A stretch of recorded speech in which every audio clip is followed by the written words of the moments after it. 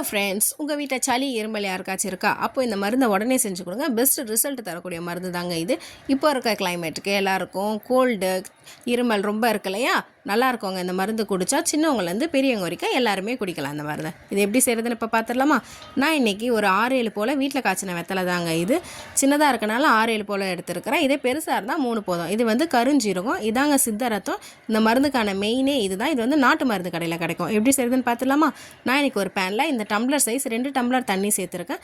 2 tumbler தண்ணி சேர்த்துட்டு 1/4 spoon கருஞ்சீரகம், சித்தரத்தையை வந்து நல்லா இடித்து சேர்த்துக்கோங்க. அப்படியே சேர்க்கக்கூடாது. வெத்தலையை அந்த மாதிரி பிச்சு பிச்சு போட்டு சேர்த்துக்கோங்க.